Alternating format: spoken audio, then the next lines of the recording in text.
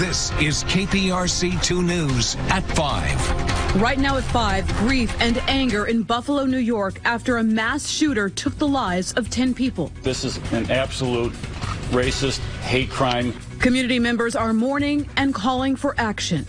This is not open season on African Americans. Right. This is not shoot if you want. No, this is not what this is. Right. This was an act of evil. Yes, it was. Evil. The mass shooting in Buffalo, New York is the deadliest in the U.S. this year. Today, hundreds of people attended a prayer vigil outside of the Buffalo supermarket where that attack happened. In my 65 years in Buffalo, I've never seen anything like this. Never. We survived the gang era, the drug era, and now this. This too shall pass. We're going to survive this as well. Tonight, we are learning new details about the suspected shooter. KPRC 2's Brandon Walker is live for us in Buffalo tonight with the very latest. Brandon. And good evening to you, Sion, from the northeast side of Buffalo, out front the Tops Friendly Market, which bore witness to yesterday's massacre. New York's governor confirming tonight that the suspected gunman was under medical surveillance by medical authorities, as she put it, ahead of Saturday's shooting.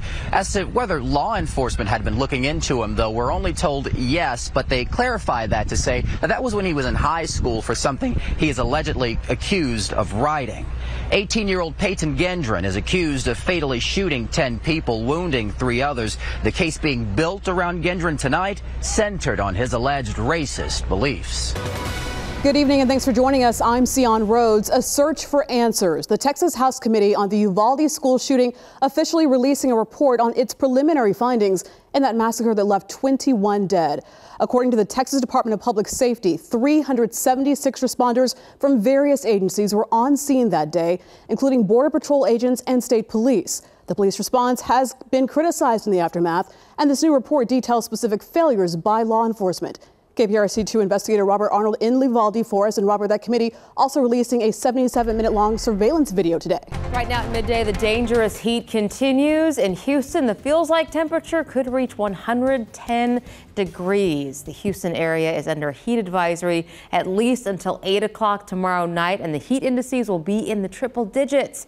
Good morning, and thanks for being with us. I'm Lisa Hernandez. And I'm Andy Sirota. We are on track to break records for the hottest July. Let's check in with meteorologist Anthony Yanez. Anthony, this dangerous heat, it's going to be with us the rest of the week. I don't see any kind of relief in sight, honestly. We have talked about this a lot of late. A swirl of dust impacting the Atlantic Ocean and the Gulf of Mexico. This layer of Saharan dust, as it's called, is common this time of year. It's responsible for hazy skies, those striking sunsets, also the reduced rainfall. NASA says about 182 million tons of dust comes from West African coast every year, and that dust travels 5,000 miles across the Atlantic Ocean. That plume so big, satellites can see it. This photo you see here, taken by NASA's Aqua satellite last week, sitting a mile, in fact, above Earth's surface. That Saharan dust has some impacts on air quality as well, and that means people who have breathing problems can have some difficulty. With more on this, meteorologist Caroline Brown joining us now. Some pluses and minuses to this. Oh, there's a whole lot that goes into this dust, and you may have noticed the hazy skies this morning. In fact,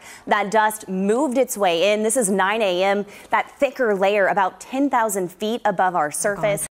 KPRC 2 News begins right now with breaking news. And we're all blessed. The family is blessed that the kid appears to be okay. Right now at 5, the search for a missing 3-year-old girl ends with a man in custody. Right now, a live look at the scene where that girl was found in North Harris County.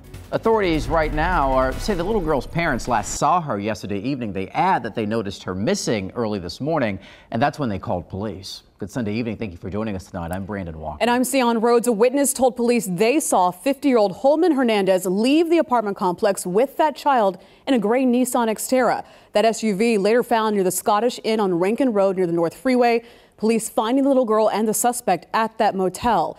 Our Taisha Walker was live on the scene, and she has the latest for us right now about that situation. The Texas Supreme Court has blocked an order which allowed abortions to resume statewide following the overturning of Roe v. Wade. It was a move that sparked heated protests and rallies all over the community. For context, the Texas trigger law bans abortions almost entirely and was set to take effect 30 days after the U.S. Supreme Court's historic ruling. However, an order by a Harris County judge on Tuesday allowed Texas clinics to continue performing abortions under the state's heartbeat law.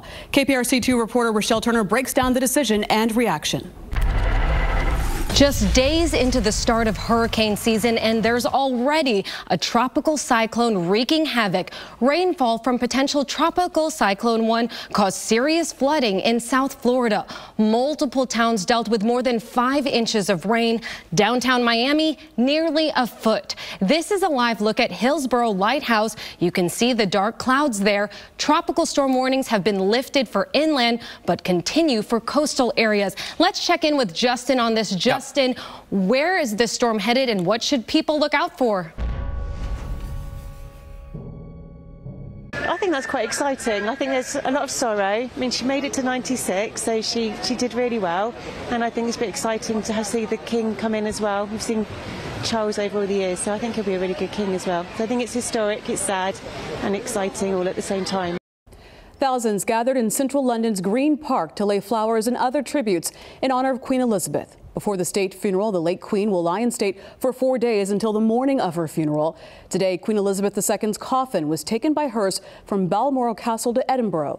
This is a look now at the 6-hour journey. The journey started at Balmoral Castle, made several stops before reaching Edinburgh. Queen Elizabeth II will be laid to rest next Monday, September 19th at Westminster Abbey. KPRC2's Rochelle Turner spoke to a couple for Houston who is in Scotland right now, and they plan to attend that funeral. And calling a scrub for the day here at the Kennedy Space Center Launch Complex 39B. Safety is the top of the list. We're not going to launch until it's right. NASA once again calling off the Artemis 1 launch after discovering a fuel leak. Click 2 Houston was first to let you know that launch was scrapped for the day. Crews spending the morning trying to fix the issue, but they were unsuccessful. This is a live look now at the rocket on the launch pad at Kennedy Space Center. NASA says they will decide next week on possible launch dates in September and October. Our Taisha Walker has been in Cape Canaveral, Florida all week covering this for us. And Taisha, we understand that that October timeline could actually interfere with a SpaceX launch.